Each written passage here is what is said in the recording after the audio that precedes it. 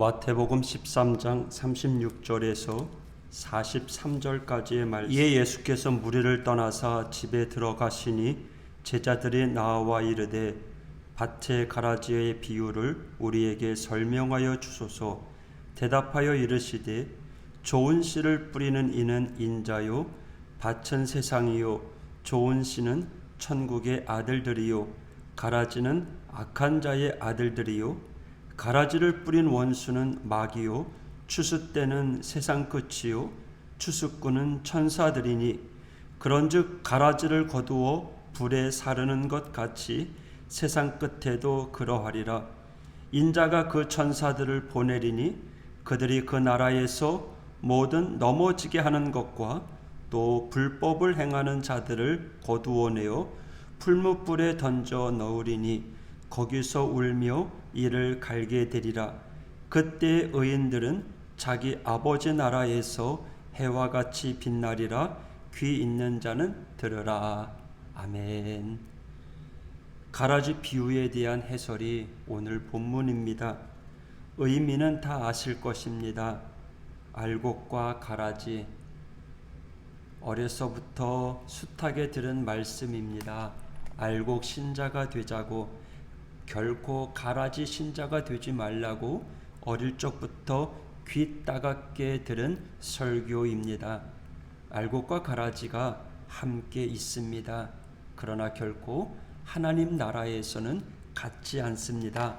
함께 은혜를 받고 복을 받고 누리고 있지만 그러나 끝에 가면 구분이 됩니다.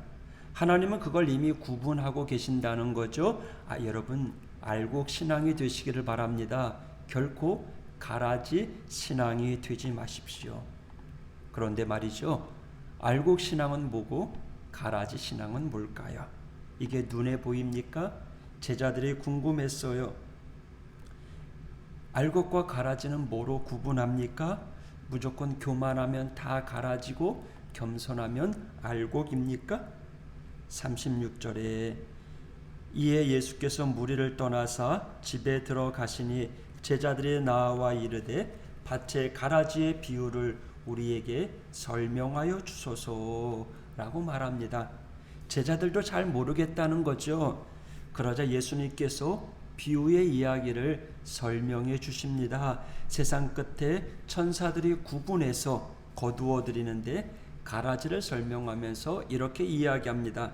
41절에 인자가 그 천사들을 보내리니 그들이 그 나라에서 모든 넘어지게 하는 것과 또 불법을 행하는 자들을 거두어내어 풀무불에 넣으리니 거기서 울며 이를 갈게 되리라.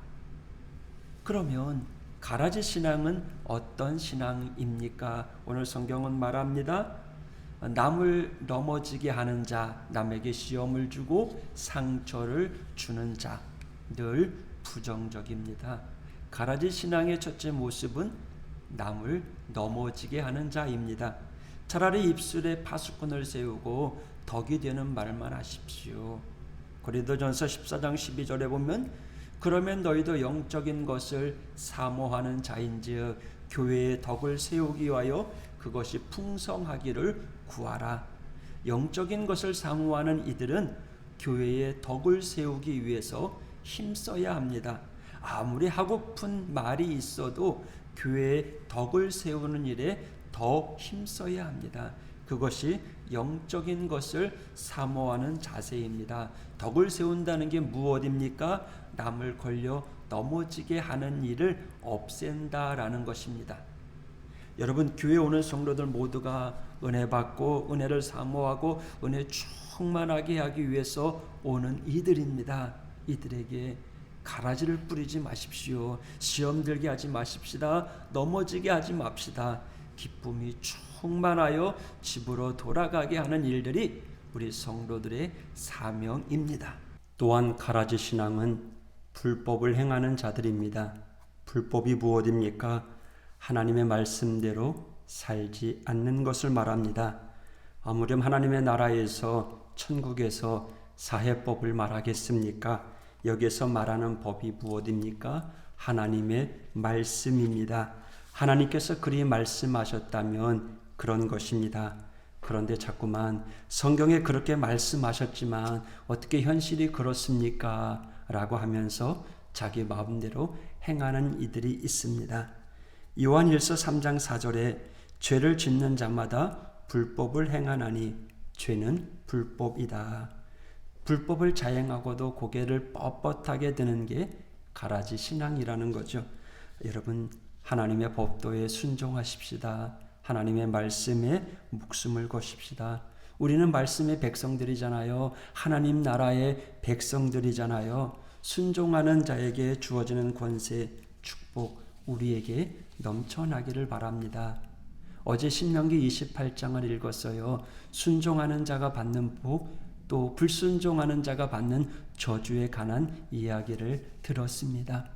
여러분, 우리는 순종하여 알곡신자가 되기를 축복합니다.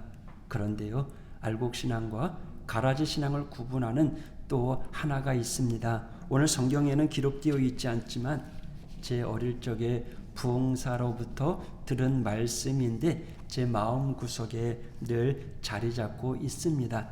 농부가 알곡과 가라지를 구분할 때, 즉 알곡과 쭉정이를 구분할 때 사용하는 것이 바로 키질입니다. 아시죠?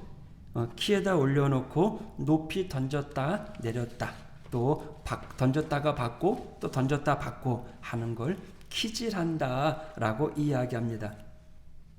곡식들 입장에서는 어떨까요? 정신없는 상황입니다. 위로 올려갔다 내려갔다 정신없어요. 또 안으로 모아졌다. 곡식들 입장에서는 시험과 시련입니다. 위험 중에 위험입니다. 그런데 키질을 하면 할수록 죽정이는 밖으로 나갑니다. 허공으로 흩어집니다. 키질이 싫다고 떠나는 모양새죠. 하지만 알곡은요, 키질을 하면 할수록 그 안으로 들어옵니다. 힘들수록 또 어려울수록 자존심 내세우면서 멀리 도망가는 게 아니라 하나님 품 안으로 더욱 파고든다는 거죠. 알곡신자의 모습입니다. 여러분, 우리는 알곡신앙입니까? 가라지 신앙입니까? 쭉정이 신앙입니까? 여러분, 하나님 안으로 파고 들어가는 믿음의 성도가 되시기를 축복합니다. 누가 뭐라고 하면 알수록, 때로는 마음이 아프면 아플수록 세상으로 뛰쳐나가는 것이 아니라 하나님 안으로 파고 들어가십시오. 하나님을 붙잡고 십자가를 붙잡고 기도하십시오. 의지하십시오. 하나님이 여러분들에게 위로와 평안을 허락해 주실 것입니다. 마침내 알곡신앙으로 행복해질 것입니다. 할렐루야. 이 하루도 또 이 한 주간도 하나님 믿음으로 알곡신앙으로서 축복받는 성도가 되시기를 주님의 이름으로 축복합니다. 기도하겠습니다. 하나님 아버지, 감사합니다. 알곡신앙이 있고 가라지신앙이 있는데 가라지신앙이 되려고 굳이 말씀으로부터 벗어나려고 하는 이들, 또 제멋대로 신앙생활하는 이들이 참으로 많습니다. 주님, 하오재단의 모든 믿음의 성도들은 가라지 신앙이 아니라 알곡 신자가 되게 하여 주시옵소서. 오늘도 주신 말씀 붙잡고 하나님 품 안으로 파고 들어가서 하나님만 의지하는 모든 성도들 될 수 있도록 하나님 은혜를 베풀어 주시옵소서. 예수님 이름으로 기도했습니다. 아멘.